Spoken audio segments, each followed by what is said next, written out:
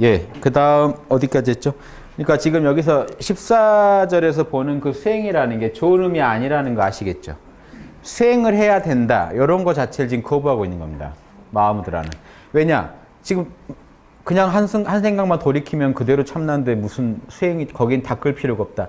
이런 게 도노돈수랑 연결되는 거예요. 도노돈수가요.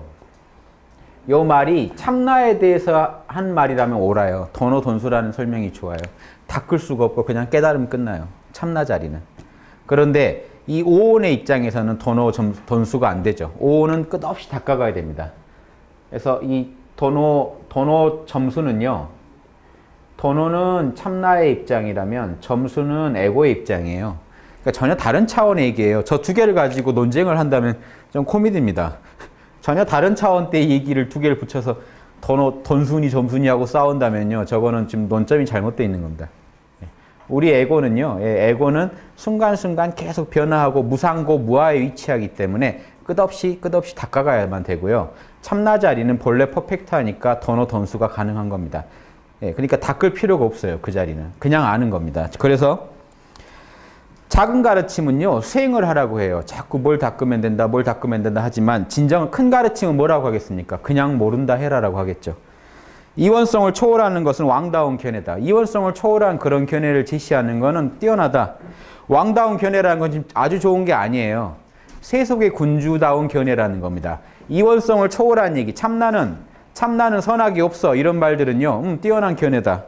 산란함을 정복해야 돼. 우리 에고가 마음이 시끄러운 걸 다 때려잡아가지고 고요하게 만들어야 돼. 그건 뛰어난 수행이다. 그러나 수행을 초월한 길, 애초에 그럴 필요가 없다는 걸 아는 것이 진정한 붓다의 길이다. 아시겠습니까? 생각을 때려잡으려고 하지 마세요. 생각이 고요할 필요도 없어요. 원래 고요한 그 자리를 바로 찾으세요. 지금 제가 이렇게 떠드는 중에도 제 안에 고요한 자리가 있겠죠. 태풍의 눈처럼. 그 자리를 늘 알고 살아가라는 거죠. 제가 말을 하지, 입 다물고 살아가라고 하는 게 아닙니다. 그건 좀 이상한 수행이에요. 그래서 그런 오온을 가지고 뭔가를 닦아서 뭘 만들어내라고 하는 거는 참나에 도달하는 길은 아니다. 그건 또 다른 방편이에요. 참나를 찾은 뒤에 참나를 더 멋지게 표현하기 위해서 또 오온을 닦을 필요가 있어요. 도노 이후의 점수. 그런 게 아니라 이걸 닦으면 견성한다 하는 그런 식으로는 견성이 안 되더라 하는 얘기를 하는 겁니다. 도노 차원에서 얘기를 하는 겁니다. 이 길을 가는 자는 깨달음에 이를 것이다. 제가 모른다 하시라라고 하면 요거는 도노를 얘기하는 거고요. 마하무드라법을. 호흡하시라고 하면 그건 다른 얘기입니다. 그거는 오온을 닦아가는데 에너지가 필요하기 때문에 그래요. 그거는 점수 차원의 이야기입니다. 사단도 점수 차원이 이제 도노와 점수가 만나는 자리인데요. 점수 쪽이 많죠. 우리 에고를 사단에 맞게 쓰는 법을 익히시라는 거기 때문에 근데 도노랑 관계없는 게 아니죠. 호흡도 사단도 다 결국은 광명한 참나를 찾아야만 가능하기 때문에 그래서 도노 이전에도 원래 점수를 하겠지만 요 얘기를 안 하고 도노 점수라는 말을 쓰는 겁니다. 도노하고 그 다음에 점수하라. 그 도노의 인도대로 참나의 인도대로 닦아가라. 그러니까 도노 점수란 말이 제일 좋아요. 도노 점수란 말을 안 쓰기 시작하면서 수행이 잘못됩니다. 그럼 도노 돈수 퍼펙트한 참나 찾으면 끝이야. 이렇게 하고 나면 그 참나 찾은 뒤에 자기 오온을 어떻게 쓸 줄을 몰라가지고 업장이 무지와 아집의 업장이 그득한데 업장이 없다면 상관이 없는데 업장이 있는데도 닦아야 할 줄 모르는 경우들이 많아요. 네, 그래서 우리 일반인이 듣기에도 거북한 행동이나 말을 나오는 경우가 많습니다. 도노 하셨다는 분이. 그러면서 자꾸 도노 돈수를 주장하시면 듣는 사람이 불편해지죠. 아닌데 왜 자꾸 퍼펙트하다고 하지? 에고는 퍼펙트할 수가 없는데 왜 에고에다가 자꾸 그 돈수라는 거 갖다 붙이지? 이 의문이 생기실 거예요. 네, 그래서 저는 절대로 그런 얘기를 하지 마시라는 거예요. 여러분도 그렇고 저도 포함해서요. 네, 참나 자리는 도노 돈수지만 에고는요. 저 닦은 만큼 제 겁니다. 그래서 보신이란 말이 좋아요. 닦은 만큼 내 거라는 겁니다. 보라는 거는 공부한 결과물만큼이에요. 여러분이 수많은 생을 살면서 뿌린 씨앗들을 여러분이 지금 갖고 계시는 겁니다. 그게 여러분 거예요. 네. 여러분이 인과법상에서 만들어내신 그거예요. 그게 여러분 겁니다. 공고발하시면 안 돼요. 참나는 본래 퍼펙트하니까 돌아보면 끝이라고 말할 수 있어도 오온 쪽은요. 끝없이 이제 참나 알았으면 더 잘 한번 해보라는 겁니다. 바람일이라는 건 더 잘해보라는 겁니다. 이렇게 하시면 되고요. 이 세상은 무상하여 환상이니 꿈처럼 실체가 없도다. 자, 이때도 오해하시면 안 됩니다. 환상이니까요. 제가 여러분을 환상이라고 생각하면 제가 여러분한테 그 나쁜 짓을 저질러도 되나요? 그 오해의 여지가 있는 말이에요. 환상이니 꿈이니 하는 말이에요. 꿈속에 나온 사람 여러분이 죽여도 죄책감 안 느끼시죠? 잘 일어나서. 꿈이었네 하고 말죠. 지금 그런 상황이 적용이 되는 상황인가요? 현상계가? 아니에요. 그러니까 이 말들을 오해하시면 안 돼요. 어떤 속성이 닮았다는 얘기지 그대로 이해하시면 안 돼요.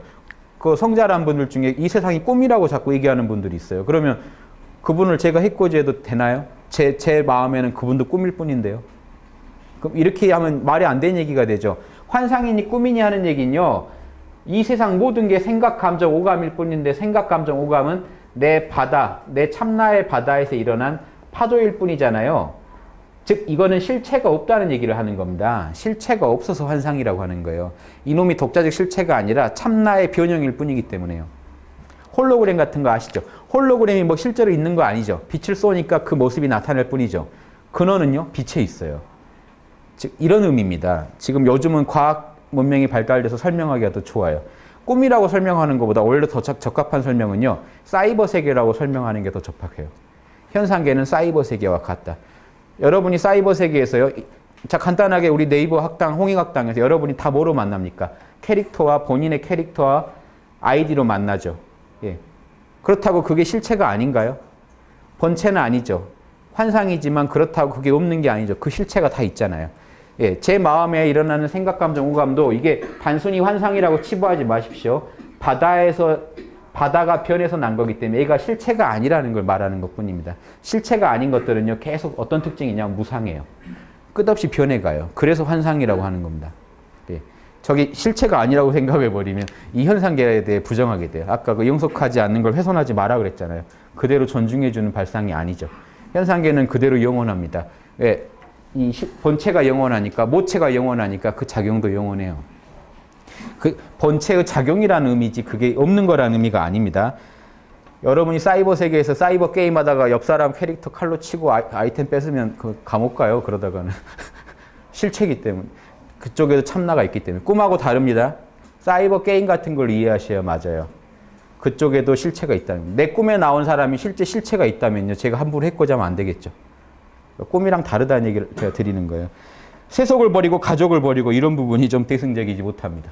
대승이 더 철저했다면 그 현상계에서 그대로 깨어나 가족과 세속을 버릴 필요도 없다고 나가야 되는데 이런 부분은요. 아마 어떤 시대적인 어떤 뭔가가 있었겠죠. 한계가. 이렇게 안 하면 공부하기 힘든 어떤 여건이 있었겠죠. 이거 보편적으로 적용할 말은 아닙니다. 유마경에서 이미 이런 말들 다 거부하고 있기 때문에요.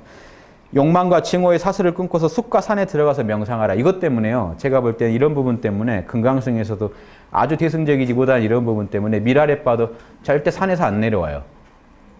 산에만 있어요. 좀 집착이죠. 그것도. 저는 그래서 그런 부분도 대승의 논리를 여러분이 갖추신다면 그럴 이유가 없다는 것도 아실 겁니다. 그러니까 어떤 인연 때문에 어떤 특수한 인과 때문에 그럴 수는 있어도 보편적인 내용은 아니라는 걸 아셔야 돼요. 왜냐 미라레빠 전기를 요즘 시중에도 나와 있는데 보고 감동해가지고 가사를 정리하고 산으로 갈 생각을 한다면 지금 우리는 말리겠죠. 그러니까 이게 이거 잘 정확히 구분하셔야 돼요. 그대가 만약 아무 노력 없이 자연스러운 상태에서 애쓰지 않았는데도요. 한가로이 참나에 안주할 수 있다면 곧 그대는 마하무드라를 얻을 것이고 얻을 것이 없는 경지를 얻게 될 것이다. 더 이상 뭔가 얻을 게 없는 상태에 도달하게 됩니다. 퍼펙트한 참나를 찾았으니까 더 필요한 게 없어져요. 나무의 뿌리를 자르면 잎이 말라버리듯이 마음의 뿌리를 잘라버리면 오온의 뿌리를 잘라버리면 윤회가 소멸할 것이다. 즉 참나를 찾아버리면요. 더 이상 윤회의 본체를 찾아버리고 나면은 오온은 그 의미가 없어진다는 얘기입니다. 윤회를 초월해버린다. 이게 아라한의 이론이 나온 겁니다. 여기서 아라한의 이론이 나온 거예요. 오온을 초월한 참나를 찾고 나니까 오온은 이제 본체를 찾았으니까 오온은 의미가 없겠거니 해버리면 이제 나는 윤회를 끝났느니 하는 아라한 소리가 나오는 겁니다. 마하무드라에 도달한 사람들이. 근데 지금 이 말은 좀 위험한 말이죠. 윤회가 소멸할 것이다. 여기서 오해하시면 안 돼요. 대승은 본체가 영원하면 뿌리도 그 가지도 영원하다는 걸 보고 윤회도 영원하다는 걸 인정하는 겁니다. 그래서 끝없는 보살행을 닦아서 중생구제를 해야겠다라고 나가는데 이 부분은 지금 약간 소승적으로 말이 나간 거예요. 좀 혼재되어 있는 상태의 이야기입니다. 이해되시죠? 이렇게 이해하실 수는 있어요. 거기는 애초에 윤회가 없다는 얘기를 하는 겁니다. 지금 참나 자리에 윤회가 발붙지 못한다는 얘기를 하는 겁니다. 그 뿌리를 찾으면 윤회는 의미가 없어진다. 예, 이런. 근데 보살은 뭐라고요? 그 뿌리가 영원하면 거기서 일어나는 작용도 영원하니까 환상 같은 작용도 영원하니까 안으로 뿌리 마하무드라 자리에 단단히 서가지고 밖으로 수없이 윤회하면서 중생을 구제하겠다라는 그 발상을 하는 겁니다. 그래서 이제 오온을 닦는데 나롯바 육법이 중요하게 되는 겁니다. 안 그러면 나롯바 육법이 의미가 없겠죠. 만약에 본체만 찾아서 윤회가 끊어진다면 나롯바 육법을 쓸 필요도 없죠. 예, 그러니까 지금 말이 좀 과하게 나간 거라고 보시면 돼요. 오해 여지가 좀 있어서 말씀드립니다. 등불이, 그러니까 그 자리에는 윤회가 발붙지 못한다는 얘기를 하는 거예요. 등불이 오랜 세월 어둠을 단밖에 몰아내듯이. 아까 그 얘기입니다. 수천 년의 어둠도 불 켜면 그냥 사라져요. 마음의 강한 빛은 성광처럼 무지의 베일을 불태워버릴 것이다. 자, 이때 불태워버린 그 상태를 도노돈수라고 하는 겁니다. 참나를 단박에 알게 되고 더 닦을 게 없다는 것도 알게 돼요.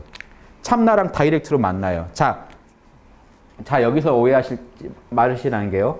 컴컴한 어둠에 제가 불을 켜면 어둠이 바로 사라져요. 그럼 이거는 업이 당장에 없어지는 거 아니냐? 이렇게 이해하실 수도 있죠. 이런 업도 있어요. 어떤 업일까요? 이게 바로 무지의 베일이라는 거. 참나를 지금 가로막고 있는 업은요. 참나를 아는 즉시 단박에 사라져요. 그 어둠을 얘기하는 겁니다. 모른다 하셔서 참나랑 만난 순간 수천 년간 참나와 나 사이를 가로막던 어둠이 한 방에 날아간다는 얘기를 하는 겁니다. 그런데 돌이켜보면요. 내가 지은 생각, 감정, 오감의 수많은 업은요. 그대로 남아있어요. 그래서 보살행이 필요한 겁니다. 그거를 변화시켜야 되니까 나롯바 육법도 필요한 거고요. 이렇게 이해하시면 좋으시겠죠? 마음에 집착하는 자는 그러니까 한 얘기 더 하면 이걸 오해하시니까 깨달음은 단박에 사라진대 할 때 모든 업이 사라진 줄 알고 오해하시니까 자꾸 문제가 생기는 겁니다. 나는 참나를 아는데 근데 왜 내 업장이 정화가 되지 않지? 여기서 괴리가 와요. 예, 이상한 논리를 이상하게 전제를 깔아놨으니까 답이 이상하게 나와버리는 겁니다. 참나를 가로막는 그것만 없어져요. 어떤 스님 말씀처럼 오메이레가 가능한다고 치죠. 그럼 밤낮으로 깨어서 참나를 볼 수 있는 힘이 생겼다고 치죠. 그때 없어지는 업은요. 밤낮으로 참나를 보는 걸 막던 업만 없어져요. 이해되십니까? 다른 업이 지워진 게 아니에요. 그 업 하나 지운 거예요. 그러니까 다른 업을 지으려면 수많은 보살행을 통해 육도 만행을 해야 지워져요. 그 참나의 빛을 가지고 보시도 해보고 뭐도 해보고 수많은 사람들을 다양한 기질의 사람들 만나면서 그 자신의 어떤 오온이 단련되는 게 그게 이제 부처의 몸이 되고 부처의 감정이 되고 부처의 지혜가 되는 겁니다. 이 행위가 지금 부족한데 절에서 오메이르만 해가지고 참나를 밤낮으로 환하게 볼 수 있게 됐다. 그러면 그거를 불가능하게 막았던 그 업만 지워진 겁니다. 그 도노돈수예요. 도노돈수라는 건. 이걸 가지고 세상에다 붙이려니까 문제가 생기죠. 말이 안 되게 되죠. 이해되시죠? 마음에 집착하는 자는 마음을 초월한 진리를 모른다. 오온에 빠져 있다 보면 오온을 초월한 걸 모르고요. 수행에 분투하는 거. 내가 또 고행을 해가지고 깨달아야지 하는 사람은요. 절대 수행을 초월해 있는 그 자리를 알 수가 없어요. 도노돈수의 자리요. 더 닦을 게 없는 그 자리를 알 수가 없어요. 안 닦아도 되는데 자꾸 오온을 닦아야 뭐가 된다고 생각하시지도 말한 얘기입니다. 마음과 수행을 초월한 것이 무엇인지 알고자 한다면 마음의 뿌리를 단칼에 잘라버리고 있는 그대로 봐라. 모른다 해버리는 게 단칼에 잘라버리는 겁니다. 마음이 하는 말 다 안 들어주고요. 몰라라고 해버리시면 단칼에 잘립니다. 그러면 뿌리가 뽑혀버려요. 참나 자리에 그냥 들어가요. 예. 이해되시죠? 그 자리를 아시는 게 윤회를 초월하는 비결입니다. 한편으로 늘 윤회를 초월해 계셔야 돼요. 자, 보세요. 아까 윤회를 소멸한다는 걸 이렇게 이해하셔야 됩니다. 지금 당장 윤회가 끊어진다고 이해해버리면 아라한식 이해고요. 보살이 이해한 건 그게 아니란 걸 안 겁니다. 그래서 보살의 특징은 뭐냐면요. 한편으로는 윤회에 빠진 적이 없고 한편으로는 윤회 속에서 육도 만행을 합니다. 이 두 개를 다 갖춰야 보살이에요. 그래서 보리, 살타 줄여서 보살 그래요. 보리, 늘 한편으로는 윤회에 빠지질 않아요. 살타, 한편으로 늘 중생 속에 있어요. 이게 더 큰 개념입니다. 색즉시공, 공즉시색을 알았기 때문에 나오는 개념이에요. 즉 이 얘기는 제가 지금 얘기하고 하는 중에도 저는 제가 제 참나 자리를 계속 보고 있다면요. 저는 지금 말하고 있는 게 없어요. 제 중심은 태풍의 눈처럼 텅 비어 있어요. 윤회에 빠지질 않고 있어요. 근데 제 지금 그 힘으로 제 오온은요. 숨가쁘게 돌아가고 있어요. 말을 하고 연구를 하고 설명을 하고. 이 두세 개를 같이 살 수 있어야 보살이에요. 하나에만 집착을 하려면 아라한도로 가버려요. 요게 태승에서 소승을 비판하는 내용입니다. 지혜가 그렇게 밝지 않다는 걸 비판하는 겁니다. 하나에 집착하면 끝나겠지 하는 식으로 생각하지 마시라는 겁니다. 두세 개를 다 살자는 게 보리살타예요. 이건 부처보다 큰 개념입니다, 사실. 부처를 지향하지 않아요, 대승불교는. 보살을 지향하지. 보리살타. 한편으로는, 왜냐하면 부처는 열반에 들어버렸다는 이미지가 있기 때문에 부처라는 개념을 좀 놓은 겁니다. 보살이라는 개념을 더 들고 나온 겁니다. 한편으로는 초월해 있으면서 한편으로는 중생 속에 살면서 구제하는 그런 존재. 즉 이미 그러니까 부처의 개념이 보살로 더 확장된 거예요. 예전에는 보살은 부처 못된 양반이었는데 그게 아니라 부처의 개념이 보살로 확장된 거예요. 이걸 어떻게 어디서 찾을 수 있냐면요. 증거가 있습니다. 관세음 보살은 보살 같으시죠. 이름이 보살이죠. 그분은요 석가모니보다 더 앞서서 수억 급 전에 열반에 드신 부처님이에요. 경전에 그러게 돼 있어요. 오히려 부처의 스승이에요. 그 양반이 부처일 때 그 밑에 있던 제자 중에 하나가 석가모니예요. 그렇게 돼 있습니다. 경전에, 대승경에. 근데 왜 이 양반은 갑자기 보살이 돼 있냐? 부처 자리를 내놓고 보살로 온 거예요. 그러니까 이런 식으로 어떻게든 설명을 하려고 한 겁니다. 보살의 위대성을 얘기하려고요.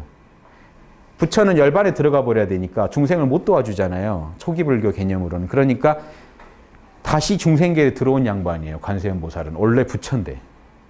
그러니까 이런 개념이 왜 나왔는지를 아셔야 돼요. 이게 관세음 보살이라는 분이 실존 인물이냐 그런 게 아니라 대승불교에서 말하는 보살이라는 개념은 부처 위에 있다는 개념이라는 걸 아셔야 돼요. 그럼 무슨 느낌인지 아실 겁니다. 예. 그리고 마음의 뿌리를 단칼에 잘라 모른다 해버리면요. 모든 분별에서 벗어나 편하게 쉴 수 있겠죠. 주지도 말고 받지도 말라. 이 말은요. 마음을 쓰지 말라는 겁니다. 가만히 계세요. 모른다고 계세요. 거기에 자연스럽게 머무르시면 됩니다. 마음으로란 모든 수용과 거부, 좋다 싫다를 거부해요. 초월해요. 알아야라는 건 아래아식입니다. 아래아식. 아래아식을요. 특히 좀 무의식이나 이렇게만 설명하는 분들 많은데 그거 잘 모르신 얘기입니다. 아래아식은요. 아래아식이 원래 열애장이고 요게 한마음의 일심이에요. 대승기신론에서 아래아식이라고 하면 일심이에요. 한마음이에요. 아래아식이 왜 저기 지금 그 아래아식을 무슨 뭐 아주 그 못된 무의식 정도로 아는 분들이 많은데요. 그 심각한 그 교리에 밟지 않아서 일어난 일입니다. 대승경에 보면 대승기신론에 보면 아래아식에서 우주 만물이 나옵니다. 그게 일심이에요. 자, 아래아식이 왜 지금 무의식 이렇게 우리가 볼 때는 좀 저 차원의 무의식으로 이해하게 됐냐면요. 아래아식은 기독교로 치면 하느님 자리예요. 이해되십니까? 그러면 보세요. 우리 한마음, 참마음, 참나가 아래아식인데 왜 아래아식이 그 무의식으로 여기게 됐냐면 7식이 에고거든요. 8식이 아래아식이죠. 7식이 에고고 6식이 지금 우리 의식입니다. 우리 의식 뒤에는 에고가 꼭 있다가 라벨을 붙여줘요. 6식은 생각, 감정, 오감은 5식이고 오감은 이제 5식이죠. 생각, 감정, 오감, 즉 6식과 5식을 통틀어서 거기에 나라는 이름표를 붙여주는 게 에고의식입니다. 무의식 중에서요. 다 나라는 느낌을 주는 거예요. 그러면 이 7식 이하가 한 모든 짓을 어딘가 저장이 돼 있어야 되죠. 그 정보가. 그래야 업이 이어지죠. 그 저장된 것을 8식이라고 하니까 8식은 무의식이구나. 우리 잠재의식이구나 이렇게 쉽게 생각하시는데 그게 아닙니다. 8식이 원래 참나예요. 참나가 그 기능까지 해주는 거예요. 이 얘기는 아까 제가 기독교식으로 설명을 드릴게요. 하나님이 여러분이 하시는 모든 걸 보고 있다가 여러분이 뿌린 대로 결과를 얻게 해주시죠. 그 작용을 지금 무의식이라고 하는 겁니다. 그 무의식이 천한작용인가요? 버려야 할 그게 아니야. 하나님의 작용이에요. 하나님이 인과대로 여러분을 끌고 가시는 그 부분을 갖다가 우리가 8식이라고 하는 거예요. 그래서 8식은 원래 참나예요. 그래서 8식 중에서 이런 작용을 하지 않는 8식의 본체만을 들어서 9식이라고 따로 이름 붙이기도 하는데 이건 두 학파가 갈려요. 9식이라고 이름 붙이는 쪽보다는 8식이라고 하는 쪽이 더 학파가 더 커요. 예, 왜냐하면 8식 괜히 참나를 또 나누지 말자는 거예요. 저건 참나의 작용과 본체를 합쳐서 8식 그럽니다. 그러니까 지금 이 아라야라고 하는 것도 참나를 그냥 말하는 거예요. 아래아식이에요. 우리 참나는 본래 생겨난 적이 없기 때문에 아무도 그것을 방해하거나 더럽힐 수가 없다. 근데 아래아식을 그 무의식 정도로 알고요. 아래아식을 없애야 되느니 막 이런 말 하는 건 좀 그 심각한 얘기입니다. 아래아식을 없애는 게 아니라 아래아식은 원래 참나기 때문에 자, 하느님이 우리 모든 인과를 알고 집행한다고 치면 하느님이 변해야 되나요? 안 그래요. 제가 변함으로써 하느님이 제가 변함, 제 업을 바꿔놓으니까 하느님이 좋은 결과를 주는, 즉 하느님은요 영원히 8식 아래아식은 청정해요. 문제는요 우리가 저지른 습기들이에요. 이 8식이 관리하는 습기들이 더러워지면 우리 꼬이고 우리가 선업을 많이 지어서 팔식이 관리하는 그 업의 종자들, 습기들이 청정해지면 예, 좋은 일이, 선업이 펼쳐지는 겁니다. 부처님 정도 되려면요, 선업이 꽉 차 있어야 되죠. 습기에. 예, 그래서 팔식은 원래 청정한 겁니다. 그 작용을, 우리 업을 관리하는 작용을 할 때를 이제 우리가 주로 이제 팔식이라고 하다 보니까 팔식을 무의식 정도로 취급하는 경우가 있어서, 예, 무의식은 맞는데 이렇게 좀 그 연원을 알고 보셔야 됩니다. 아무도 그를 방해하거나 더럽힐 수 없고 태어나지 않는 자리에 머물러라. 그러면 모든 현상들은 진리 속에 융해된다. 지금 모른다 하세요. 보십시오. 모른다 하시면요, 지금 허공과 이 공간과 여러분을 가르시나요? 저랑 여러분 안 가르시죠. 진리 속에 모든 게 융해되는 겁니다. 만물이 하나가 돼요. 여러분 마음에서 이렇게 돼야 아상과 아만이 사라질 것이다. 에고, 아상, 나라는 에고의 그 마음, 그런 생각, 아만, 내가 잘났지, 내가 귀하지 않은 그 생각이 사라질 것이다. 그걸 놔야 하나가 되니까요. 최고의 지식은 이것저것 분별을 안 나누는 것이고요. 최고의 행위는요, 애착 없이, 바라밀입니다. 애착 없이 위대한 재능을 갖고 있는 겁니다. 즉, 참나가 갖고 있는 재능을 펼치는 게 위대한 행위예요. 에고가 특출난 행위를 하는 게 아니고요. 참나가 나와 남을 안 가르니까 보시가 나오고요. 참나가 유혹을 안 당하니까 기율을 지키고요. 참나는 화를 안 내니까 인욕을 하고요. 예, 참나는 나태하지 않기 때문에 정진이 나오고요. 참나는 항상 고요하기 때문에 선정이 나오고, 참나는 모르는 게 없기 때문에 지혜가 나옵니다. 참나에서 그대로 나온 대로 하는 거, 이게 최고의 행위라는 겁니다. 애착이 없는 위대한 재능. 최고의 성취라는 건요, 바라는 것 없이 진리의 내재성, 내 안에 있는 참나를 찾는 게 최고의 성취라는 거. 그 자리만 얻으면 다 나오게 돼 있으니까요. 최고의 이해는, 지식은, 이걸 오해를 깨려고 쓴 글이에요. 최고의 지식 그러면요, 어디 제일 좋은 대학 가서, 어디 하버드대 이상 가는 대학 가서 좋은 정보 듣는 게 최고의 지식으로 알지만, 그게 아니라 분별을 안 하는 게 최고의 지식이다. 경전 읽고 경전 모른다 하는 게 최고의 지식이다는 얘기를 하는 겁니다. 최고의 행위, 최고의 성취도 뭘 해야 되는 게 아니라 내가 에고가 안 나설수록 최고의 성취와 최고의 행위가 나온다는 겁니다. 처음의 단계에서 수행자는요, 자신의 마음이 포커스처럼 세차게 흐르는 걸 본다. 처음엔요, 이게 좋은 게 아니에요. 처음에는 안 되는 거 해보려고 되게 힘을 쓰고 있는 상황입니다. 힘을 많이 쓰고 있다는 얘기예요. 모른다 해야지. 왜 나는 모른다가 잘 안 될까? 막 이게 폭포수처럼 흐르는 마음이고요. 잘해보려고. 중간 단계에 힘이 좀 빠져요. 겐지스 강처럼 은은하게 흘러요. 이제 요게 이제 수행의 단계로 치면 마음이 꽤 정복이 된 거죠. 이제 모른다랑 친해진 겁니다. 마지막은요, 모른다와 하나가 돼버려요. 그럼 뭐가 되냐면요, 마음은 거대한 바다와 같이 돼서 그곳에서 아들의 빛과 엄마의 빛은 하나가 된다. 참나와 다이렉트로 만날 때입니다. 참나 각성이 일어나요. 그러니까 그 윗단계는 참나 각성이 아직 안 된 거죠. 즉, 깨어나 보려고요. 모른다 하려고. 모른다가 잘 안 되시는 게 폭포수 같은 상태고요. 모른다가 좀 쉽게 되면 겐지스강 같고 바다와 같이 돼버려요. 모른다를 통해 참나랑 만나버리면. 안 어렵죠?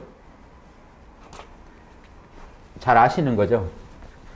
자, 이렇게 경을 다 읽어도요, 모른다 못하는 양반은 최고의 지식을 못 얻고요. 최고의 성취를 못하고요. 모른다 아시는 분은 이거 안 읽으셔도 다 알겠죠.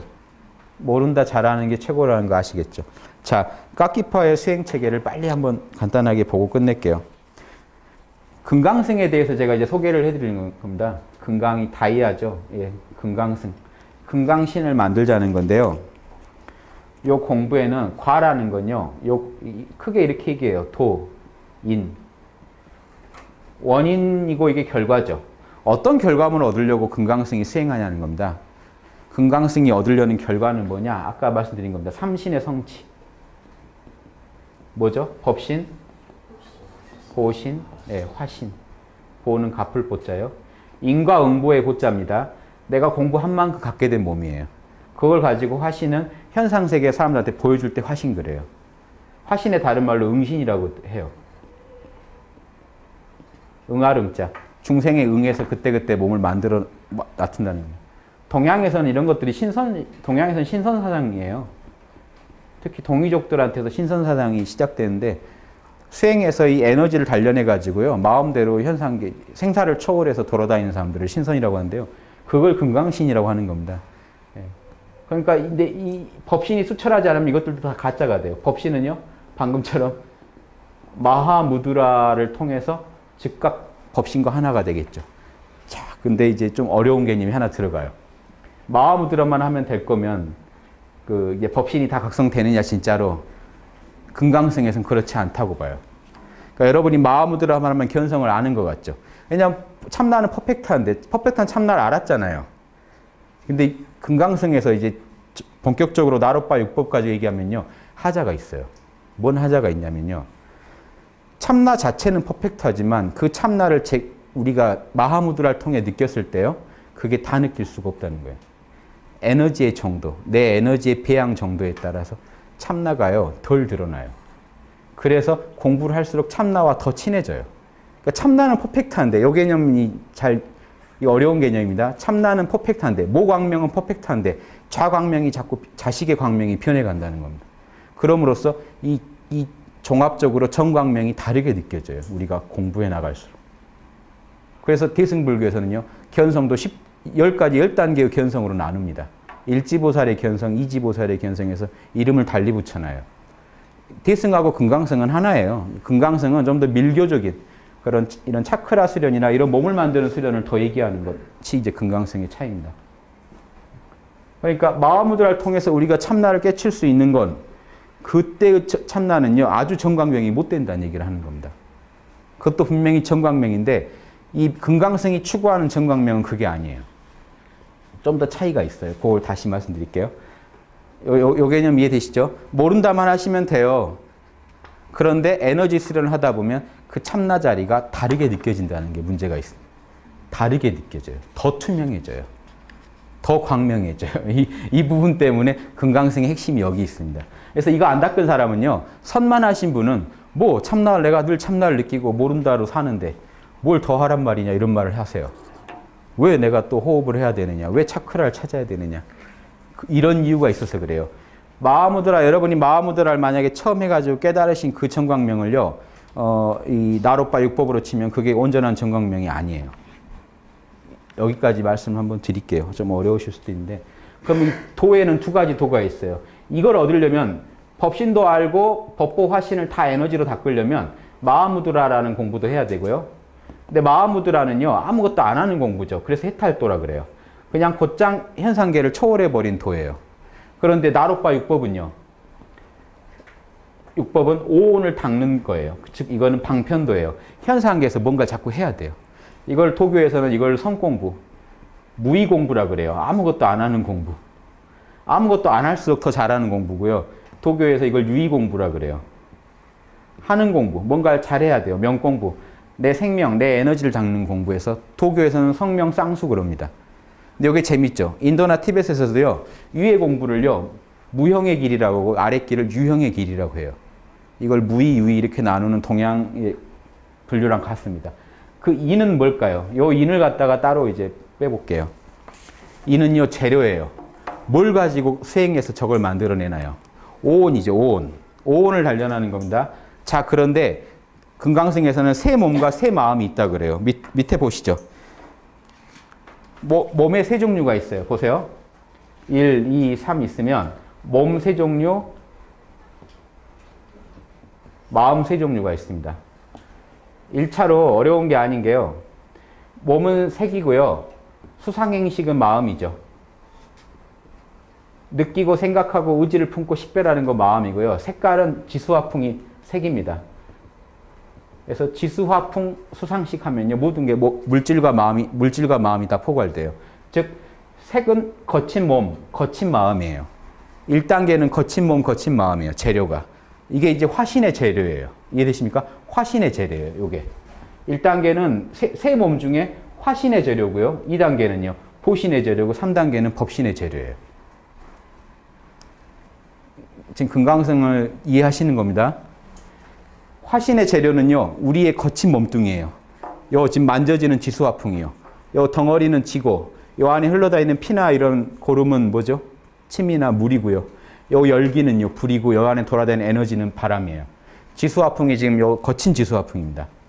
그리고 그 마음도 우리의 지금 마음이에요.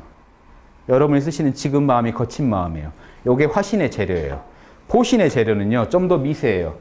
같은 마음인데 어떤 마음이냐면 몸뚱이가 달라지니까 이 마음의 작용이 틀려져요. 마음은 크게 구분 안 하셔도 돼요. 좀 더 미세한 마음인데 어떤 미세한 마음이냐면 이 몸일 때가 아니고 우리 꿈속에서의 마음이요. 꿈속에서의 마음이라고 생각하시면 되고 몸도 꿈속 같은 몸이에요. 즉 아까 말한 그 혼백인데요. 자, 보신이 어떤 몸으로 이루어졌냐면요. 이런 거친 지수화풍이 아니고 미세한 지수화풍이에요. 그걸 뭐라고 하냐면 나디. 거기 써 있죠. 나디는요. 우리말로 할게요. 경락이에요. 이게 경락. 경맥, 경락 그래요. 빈두. 빈두는 정액이에요. 프라나는요. 기운이에요. 즉 이게 경락이라는 거 아시겠습니까? 경락을 다니는 액체 성분을 정액이라고 하고 이게 우리 눈에 보이는 정액이 아니고요. 경락을 통과하는 액체 성분을 정액, 기체 성분을 기 그래요. 뭐 경락 자체도 우리 눈에 안 보이잖아요. 그래서 요 세 가지는 이제 다 눈에 안 보이는 에너지들을 설명해요. 자, 차크라 수련을 하는 이유가 이것 때문에 해요. 금강신의 몸을 만들려면 우리 육신을 단련하는 게 아니라 차크라 수련을 통해서 경락을 다시 뚫고 빈두 그 안에 전기가 충만하게 만들어주는 거예요. 우리 경락이요. 에너지로 넘치게 만들어주는 눈에 보이지 않는 경락이. 이게 금강승의 핵심입니다. 밀교에. 그래야 삼신을 만들 수가 있어요. 그 다음에요. 최고로 청정한 마음. 요거는 우리 참나예요. 이 마음은. 참나의 마음과 참나의 몸이 있어요. 그게 뭐냐면 이 프라나와 빈두 중에 가장 그 청정한 것들이요.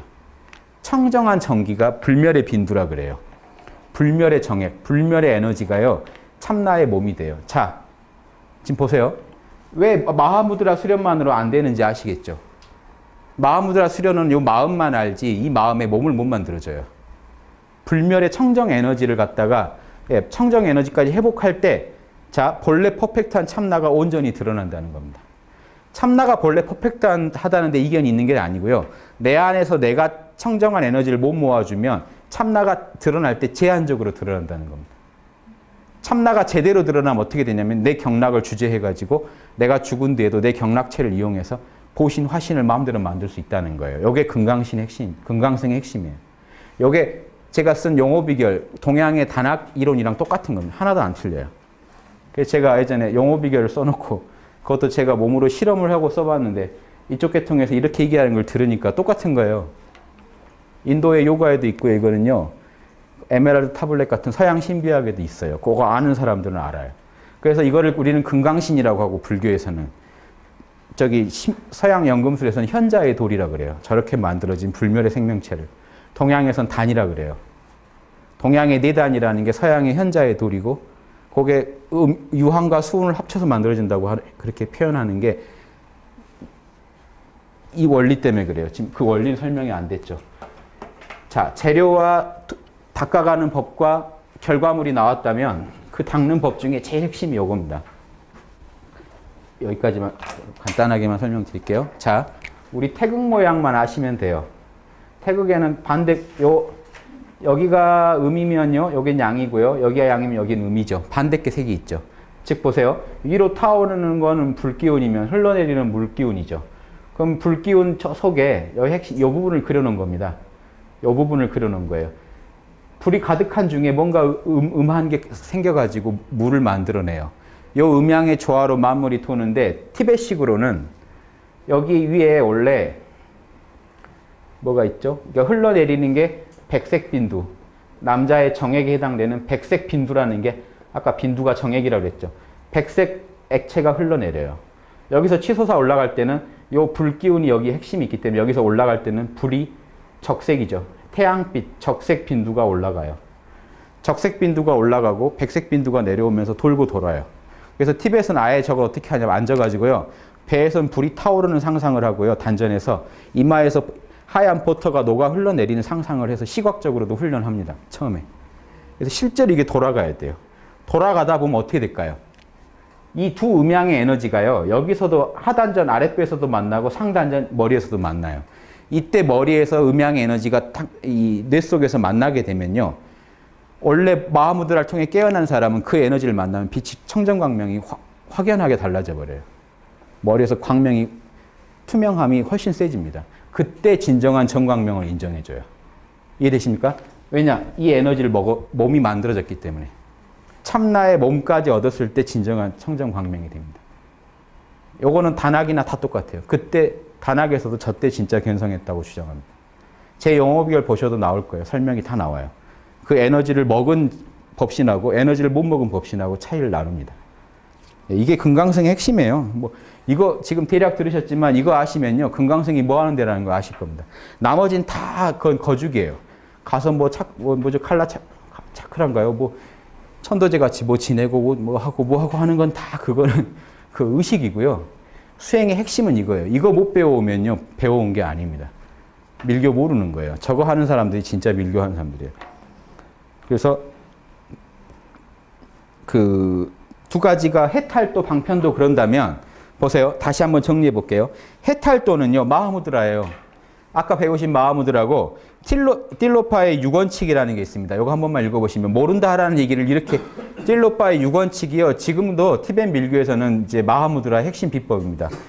1번 상상하지 마라. 오온을 쓰지 마라는 얘기만 하고 있습니다. 2번 생각하지 마라. 3번 분석하지 마라. 4번 명상하지 마라. 명상도 하지 마라는 겁니다.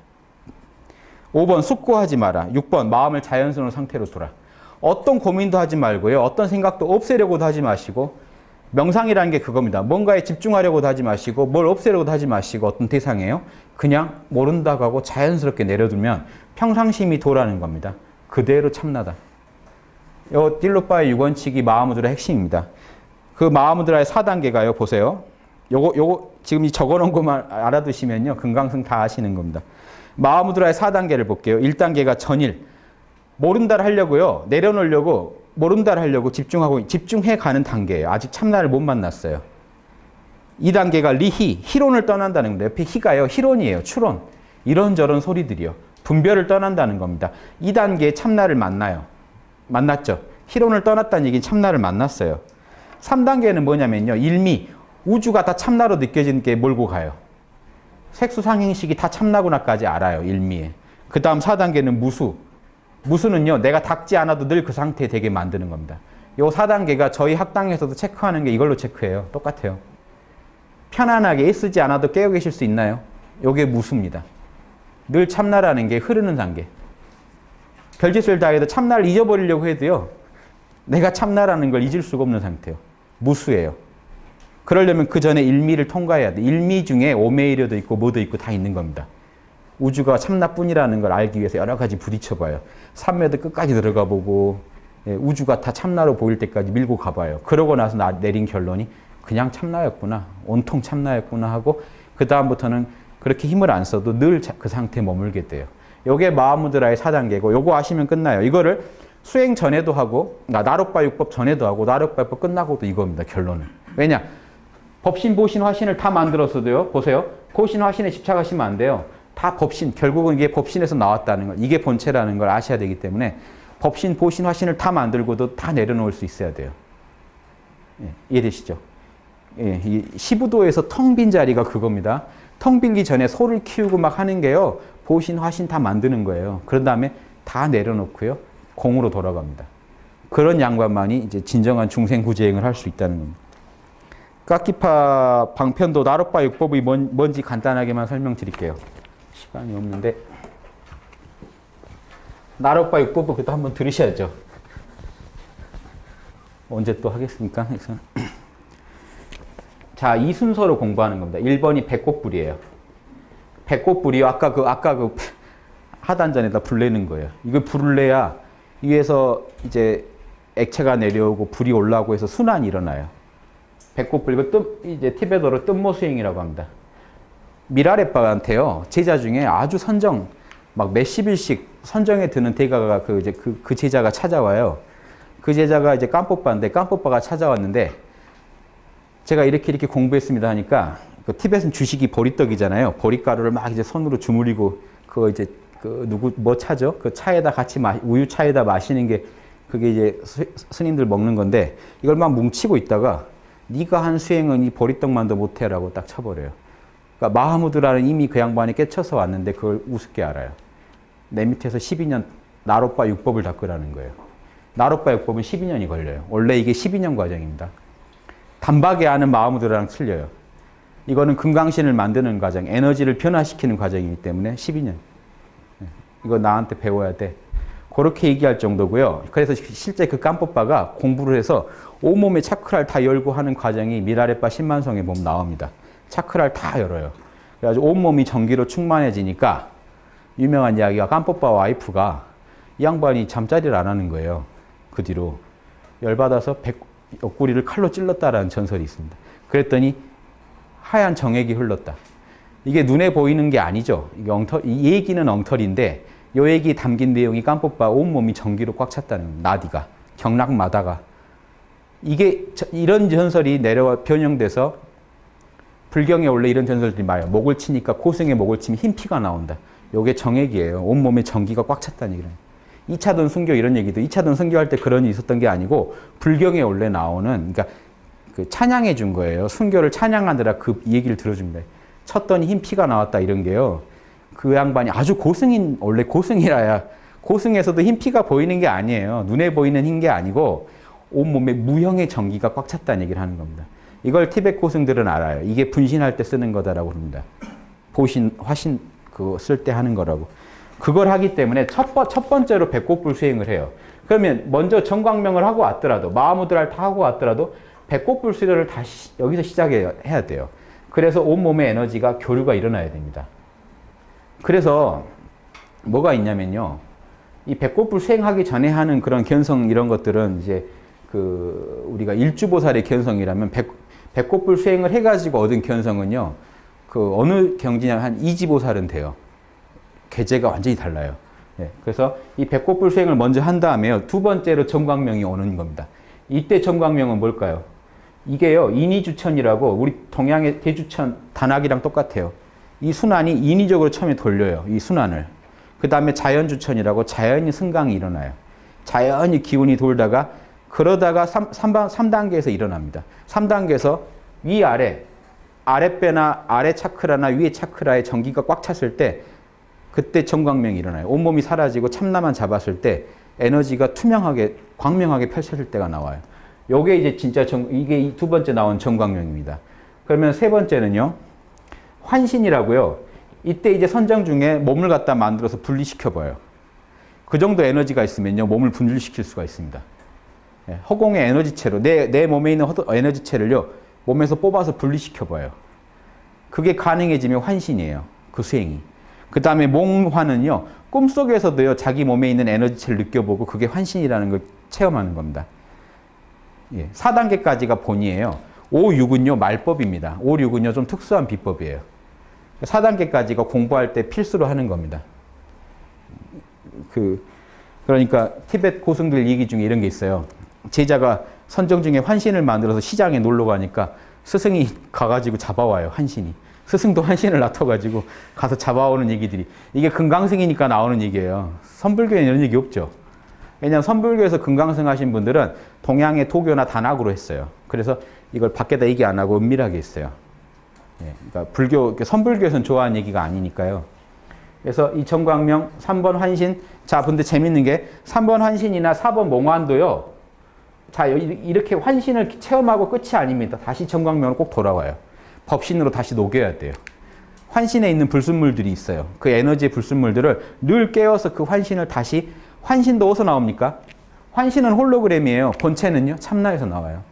이걸 아니까요. 이 환신을 만든 사람 무슨 말을 할 수 있냐면 일체유심조란 말을 환신을 만든 사람만 사실 할 수 있어요. 그 사람은요. 지수화풍을 실제로 만들어 봤기 때문에 일체가 내 마음이 만드는 거란 말을 할 수가 있고요. 그 전에는요. 일체는 내 마음에 떠오른 거다라는 정도만 말할 수가 있어요. 이해되시죠? 자기가 직접 소우주를 만들 수 없다면 온전한 신의 자녀가 아닙니다. 금강승의 모토는 그거예요. 진정한 부처라면 자기의 소우주를 자기가 만들 수 있어요. 그러니까 이거는 신비한 얘기죠. 동양에서는 이게 신선들 얘기예요. 동양에도 이걸 할 줄 아는 사람들이 있었어요. 그게 신선들이고요. 서양에서도 할 줄 아는 사람들이 있었어요. 에메랄드 타블렛 보면 그게 법이 다 나와요. 위에 있는 거 아래에 있는 걸 같이 만들고 막 이게 땅에 있는 걸 하늘로 끌어올리고 하늘에 있다가 다시 땅으로 끌어내려서 자궁에 안착을 시키고 이런 얘기들이 그 짧은 글 안에 다 써 있습니다. 저희 홍익학당에 오시면요. 에메랄드 타블렛이라고 치면 있어요. 제가 풀이까지 해놓은 게 있어요. 용어 비교를 풀고 그걸 봤더니요. 서양도 똑같은 거예요. 다 있는 거예요. 있으면 있다고 해야죠. 제가 우리만 있어. 서양 건 가짜야. 이런 엉터리죠. 티벳을 봤더니 티벳 밀교에 다 있어요. 이거 다 이거 우리 영어 비결에서 하는 거랑 같은 겁니다. 5번, 6번은요. 뭐가 다르냐면요. 전식은요. 식을 옮겨가는 겁니다. 이 전식을 잘하면요. 전식은요. 법신, 보신, 화신 다 세 군데로 다 변화시킬 수 있는, 내가 지금 법신으로 들어가고 보신으로도 몸을 바꾸고요. 정신을 그쪽에도 옮기고 화신 쪽에도 옮기는 건데요. 이걸 하면요. 뭘 할 수 있냐면요. 다른 사람 몸에 들어가 가지고 몸을 조정하는 이런 것까지 가능. 전식이나 이쪽은 좀 무서운 법들이에요. 전식은. 네. 그래서 그 서양의 바바지 같은 성자들은 그런 전식을 통해서 다른 사람 몸에 들어가 가지고 그 몸 몇천 년씩 살고 그런 사람들이 있어요. 이해되신가? 그 오래 사는 비법이요. 그 다른 사람 몸들에 들어가 가지고 이렇게 옮겨 다니는 그거를 이렇게 나무 접붙이듯이 뭐 이렇게 한다는 이렇게 얘기하는 사람들이 있어요. 그게 전식법이에요. 그리고 중유는요. 중유는 우리 죽었을 때 저희 저승에 있을 때거든요. 생사의 중간에 있잖아요. 그 중유법은 거기서도 깨어나 가지고 선택적으로 윤회할 수 있는가, 자기가 원하는 곳에 윤회할 수 있는가 이런 걸 익히는 법입니다. 그러니까 전식과 중유는요. 좀 특수법이고요. 그 앞에 네 법이 본법이라 그래요. 이 네 법은 필수로 해야 되는 거예요. 5번, 6번은요. 안 해도 되는 거고요. 그러니까 어떤 특수 목적을 가지고 활용하는 겁니다. 이 삼신을 갖다 개발하는 금강승의 밀교를 특수 목적으로 쓰는 용도로 나온 거예요. 그래서 미라레빠도 이거를 뭐 배웠네 못 배웠네 하는 설이 내려오고요. 뒤에 전식인이 하는 것들은요. 그 앞에 네 단계는 필히 해야 돼요. 꿈속에 나가 있잖아요. 꿈속에 나도 결국 그 안에 정광명. 꿈속에서도 참나를 찾는 겁니다. 꿈속에서 참나를 찾으면 꿈속의 몸도 내 참나의 나툼일 뿐이라는 걸 아는 게 몽환법이고요. 현상계에서 명상 중에 꿈 같은 몸을 만들어내가지고 거기 타가지고 그 세계, 그걸 통해 현상계를 인식하면 현상계 또한 결국 내 정신에서 만들어지는 거란 걸 알아요. 체험적으로 실습을 하는 거예요. 이건 어려운 얘기입니다. 그냥 내 마음속에요. 제 마음속에 이걸 먼저 하기 위해서 이 배꼽불 전에 하는 게 있어요. 그 생기수련법이라고 티벳에서 하는 게 뭘 하냐면요. 만다라 만들죠. 티벳이 만다라 만드는 이유가요. 막 만든 다음에 눈을 감고 앉아가지고 만다라를 정신으로 다 그려요. 부처 한 명 한 명이 생생하게 살아있는 것처럼 느껴질 때까지. 그거 만들었다가 부쉈다를 해요. 그러면서 뭘 아냐면요. 이걸 알려고 하는 거예요. 현상계는 내 마음의 작용일 뿐이라는 걸 알려고요. 만든 다음에 부셔버려요. 만든 다음에 요놈은 홀로그램이고 여기가 참나다라는 걸 눈앞에 아무리 신기한 게 보이더라도 요게 참나고 요놈은 홀로그램이라는 걸 정확히 아는 연습을 먼저 해요. 근데 이건 아직까지 영상물만 만들죠. 입체물을 만드는 게 금강승이에요. 배꼽불 수련법이에요. 요 정도 이해만 하시면 돼요. 더 전공하실 거 아니면 이 이상은 필요 없고요. 금강승이라는 게 이래서 나온 겁니다. 원래 태승에 있어요. 옛날에 원효 스님이나 이런 분들은 제가 원효 스님이요. 동시에 몸을 몇 군데 놔두고 한 얘기들이 전해와요. 이런 분들은 다 아시던 거예요. 근데 선불교가 나오면서요. 화두만 토망하면 된다 해가지고 점수 쪽에 이런 비법들이 사라진 것도 안타까운 겁니다. 지금 우리가 다시 이런 진짜 도를 복원해서 진짜 보살들 펴시려면요. 소승, 대승, 금강승의 핵심들을 다 아셔야 돼요. 그래서 자유자재로 쓰실 수 있어야 돼요. 그런 차원에서 제가 소개해드리고 결국 핵심은 마하무드라로 똑같다라는 걸 말씀드리고요. 마지막 하나만. 티벳 불교 책을 보면요. 수습차제론이라고 달라이라마가 많이 강의하시는 내용이에요. 그 책에 보시면요. 그 책을 연구한 책이 있어요. 수습차제 연구라고 시중에 나와 있는 그 어떤 스님이 하신 게 있는데 거기 보시면 그분들의 글을 이렇게 모아놓은 게 있는데 수습차제에 나오지 않은 다른 글까지 다 모아놓은 게 있는데 거기에 이런 얘기가 나와요. 티벳 밀교는 배꼽불 수행, 즉 차크라를 가지고요. 온몸의 경락을 하나로 모아서 중간에 있는 충맥을 열고 요걸 할 수 있는 사람이 중근기고요. 하근기는요. 요게 안 된 사람들이에요. 몸에 충맥이 안 열리는 사람들은요. 차크라가 안 열리는 사람들은 마하무드라만 시켜요. 하근기들이 하는 게 지금 이 마하무드라입니다. 이해되십니까? 영 차크라가 안 열리는 사람들이 하면 요거만 해요. 차크라 열리는 사람은 차크라 열려서 에너지와 함께 마하무드라를 하고요. 제일 상근기는 쉽게 차크라가 열리는 사람이 제일 상근기예요. 근기 나누는 법이 전혀 틀리죠. 티벳 밀교에서 근기 나누는 비법이. 그러니까 지금 우리만의 불교로 지금 세상을 보시면 안 돼요. 한국 선불교가 딱 시야를 좁혀놓은 게 있어요. 그래야 선불교도 살아요. 아, 선불교가 원래 퍼펙트한 참나를 그냥 알게 하는 거였구나. 이걸 아시면요. 더 잘 쓰실 수 있죠. 예, 여기까지 마치겠습니다. 예, 수고하셨습니다.